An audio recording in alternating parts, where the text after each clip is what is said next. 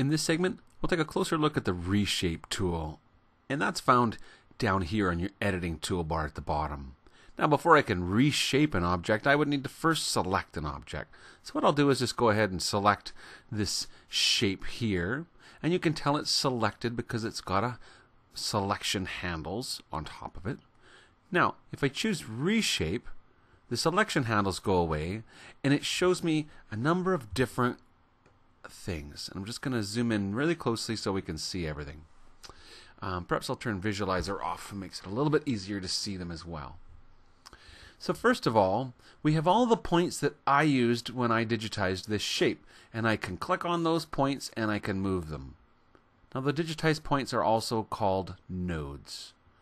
And you'll notice that all of the nodes that are curved have little green circles, little blue-green circles. But the corner point, and I guess really the only corner point in this shape is down at the bottom here, is actually a little bit of a yellow square. Now, you can move the points to any place that you want.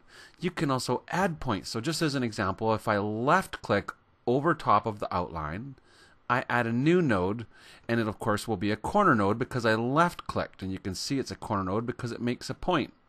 If I right-click over top of the shape, I get a new node, and it's a curved node. And I can tell it's a curved node because, well, it creates a curved shape, and for that matter, it's a blue circle. So curved nodes are blue circles, corner nodes are yellow squares. And so you have the ability to add nodes, move nodes, or delete nodes for that matter. I could click on the node. You can tell the node that you have selected because it becomes a dark blue color. And right now, if I wanted to, I could just hit delete on my keyboard and delete that node. So you can delete nodes, add nodes, move nodes. Also, using the Reshape tool, you can choose a new stitch angle for your object. So this object here is a parallel fill tool object, and I can change the angle of the parallel fill by just simply moving one of these two angle lines, and so it can be any angle that I want. And when you choose the angle, it tells me I'm on 29 degrees.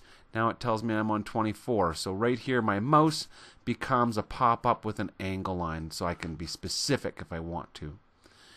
Also found under the Reshape tool are the starting point and the ending point for your object. And so as you move those around, so if I said, you can see right now that this object starts right here, and I can tell that because, well, first of all, here's the jump thread that is jumping from the previous object to this object, which this is the most recent object that's been created in this design. And so if I change the starting point to be, let's say, down here, that jump trail thread now jumps to this point. And if I move it over here, guess what? Trail thread jumps to there. So that's the starting point. Now the ending point, where does this finish sewing? If I move it over here, that's where it finishes sewing. If I move it here, it'll finish sewing right there. If I bring it down to the bottom, it's going to finish sewing right there. So that's wherever I place this little red crosshair, that's where the last stitch of the embroidery of this object will be, and the green diamond is the first stitch. So that's Reshape, and that's Reshape specifically with a tool that was made using the outline tool or the parallel tool.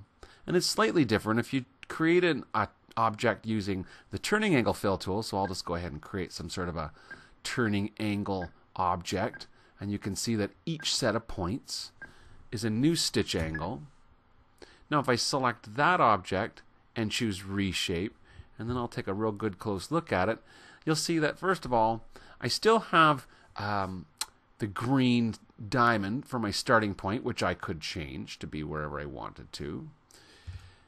Just need to move that back on my screen. I also have the crosshair for the exit point, so if I want it to start sewing here and finish sewing up there, that's all possible.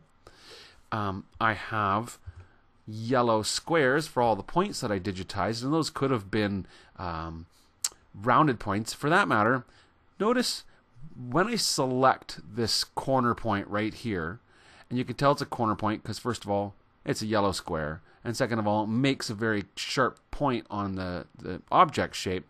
If I select that point and hit my space bar, it will toggle or change from a square point to a curve point and then back to a square point. So every time I hit my space bar, it'll change.